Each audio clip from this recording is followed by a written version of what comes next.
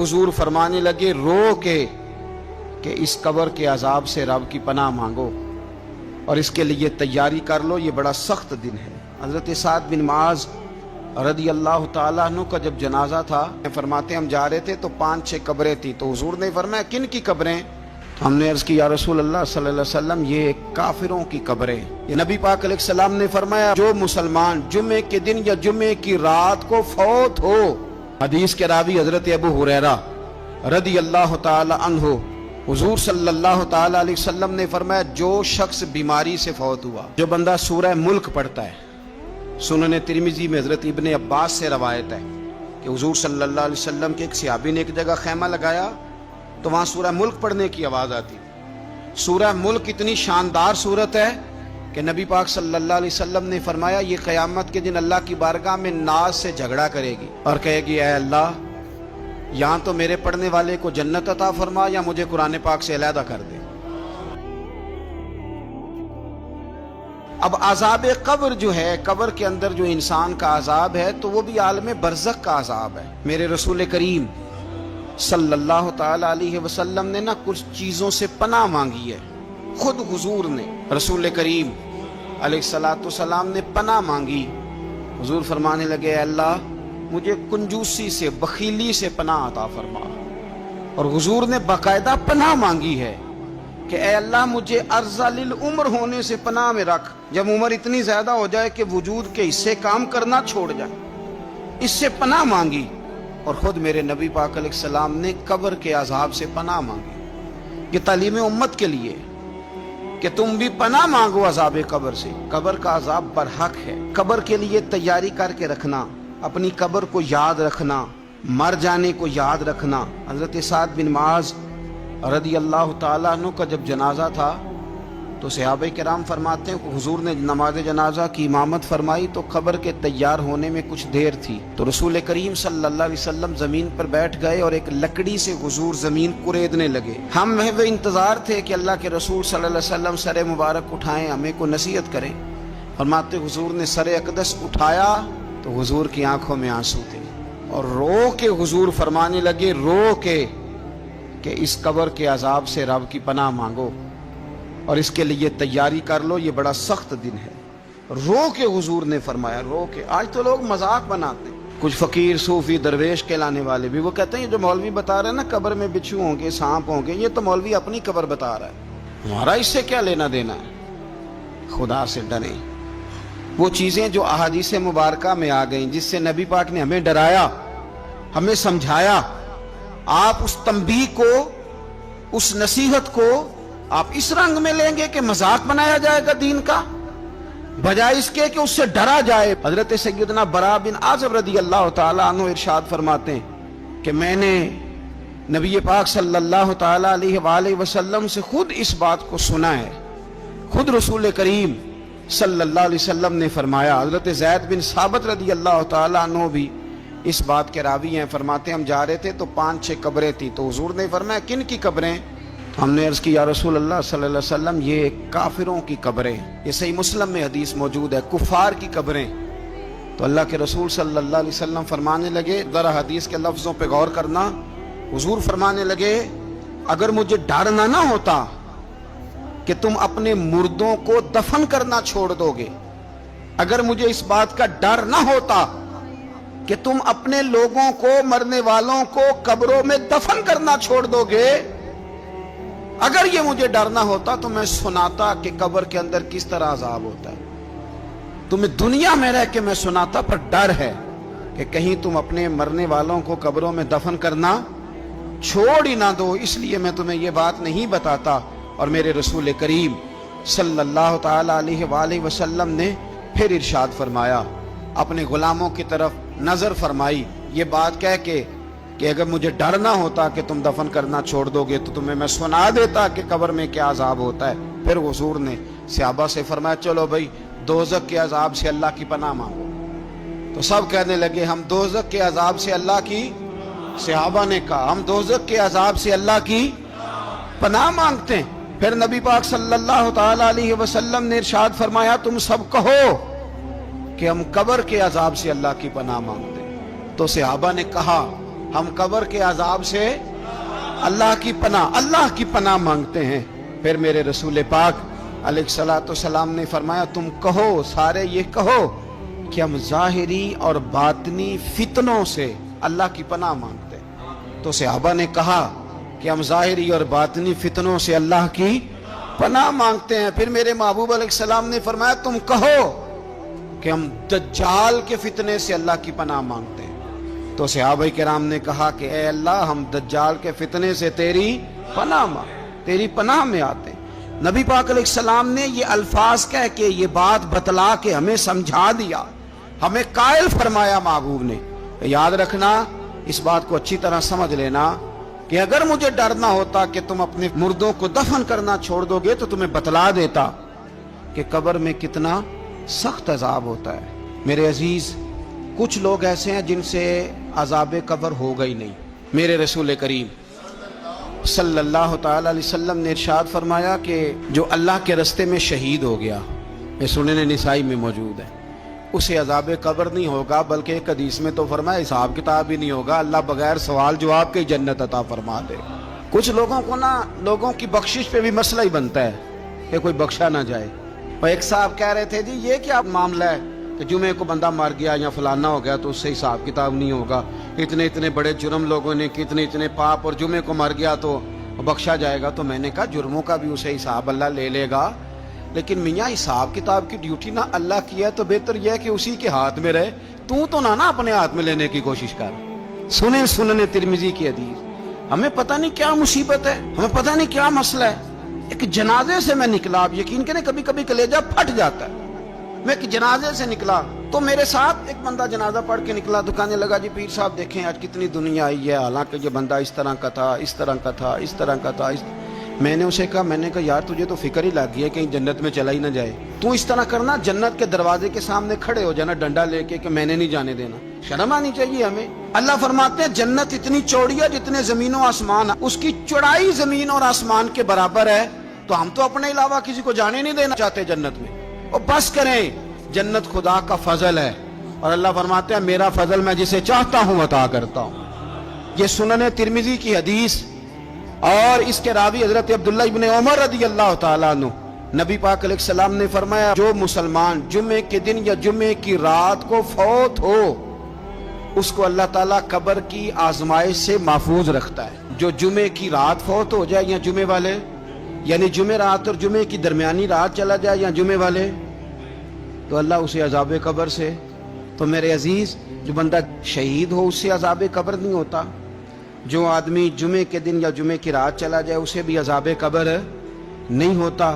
اور میرے رسول کریم صلی اللہ تعالی علیہ وسلم نے فرمایا جو بندہ ایک دن اور ایک رات، یہ حدیث صحیح مسلم میں، سنن ترمذی میں، مصنف عبدالرزاق میں موجود ہے، ایک دن اور ایک رات اللہ کی رضا کے لیے اسلامی سرحد پہ پہرا دے۔ میں اور آپ سوئے ہوئے ہیں، لیکن وہ لوگ جو فوجی بارڈروں پہ کھڑے ہیں، دیکھو مدینے والے محبوب کس کس پہ کرم فرماتے ہیں۔ ساری عمر نہیں، 24-25 سال کی سروس نہیں، فرمایا ایک دن اور ایک رات اللہ کی رضا کے لیے جو اسلامی سرحد پر پہرا دے، مسلمانوں کو کافروں سے بچائے، رب اسے عذاب قبر نہیں دے گا، اسے اللہ تعالیٰ اپنے فضل سے معاف فرما دے گا۔ ایک رات اور ایک، آپ کیا سمجھتے ہیں کہ ان فوجیوں کی کوئی چھوٹی شان ہے؟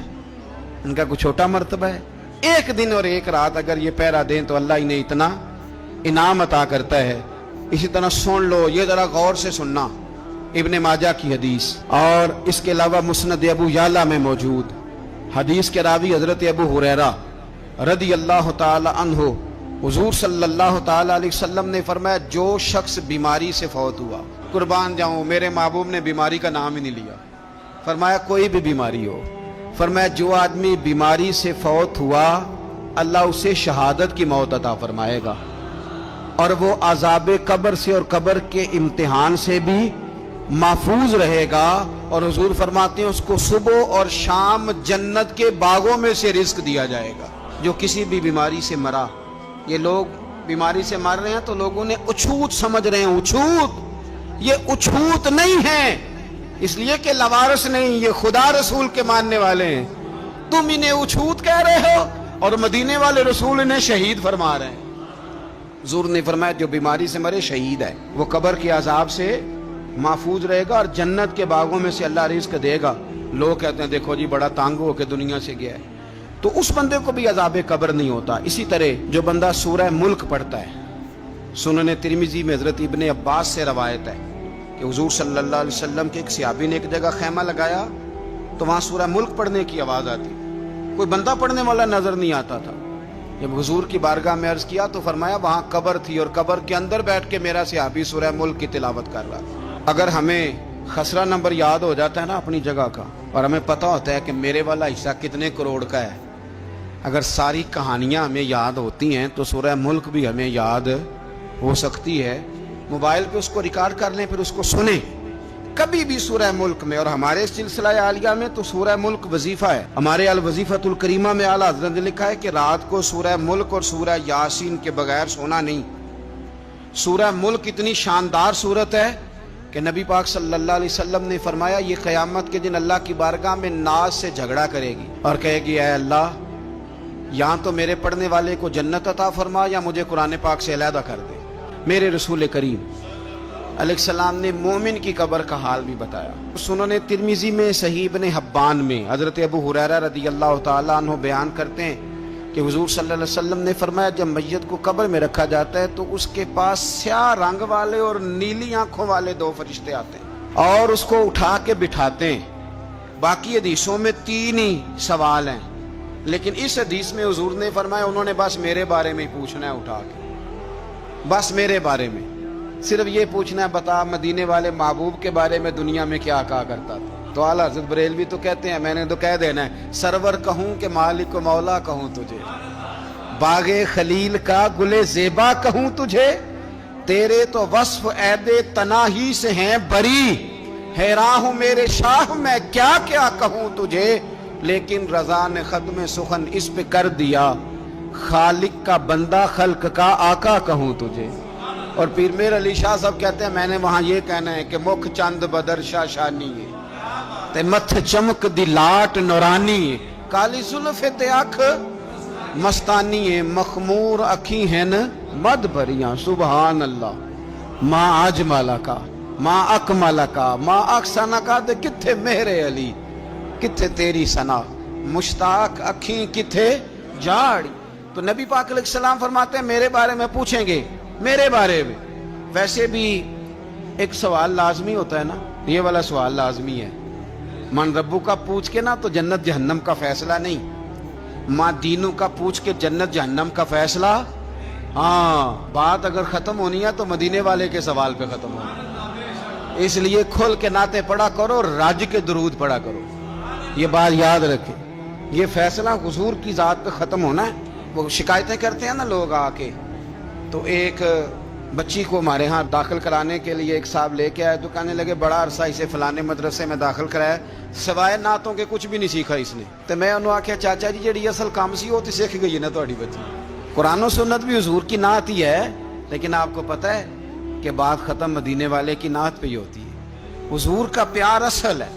تو حضور فرماتے ہیں میرے بارے میں پوچھا جائے گا، وہ کہے گا کہ ان کے بارے میں کیا پوچھتے ہو، اشہد ان لا الہ الا اللہ واشہد ان محمدن عبدہ ورسولہ۔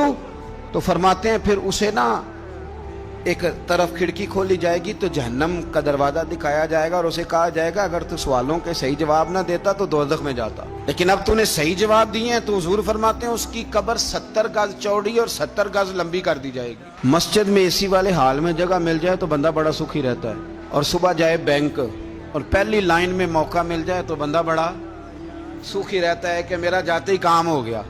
او خدا کے بندے، قبر بندے کی قبر، مکان اچھی سوسائٹی میں اچھا خستہ اور سستا مل جائے تو بندہ کہتا ہے کہ سودا بڑا بارے لب گیا، بھائی بڑا کمال ہو گیا، مزہ نہیں آ گیا۔ قبر 70 گز لمبی اور 70 گز چوڑی، اور یہ ترمذی شریف پڑھ رہا ہوں، بڑی مزیدار حدیث۔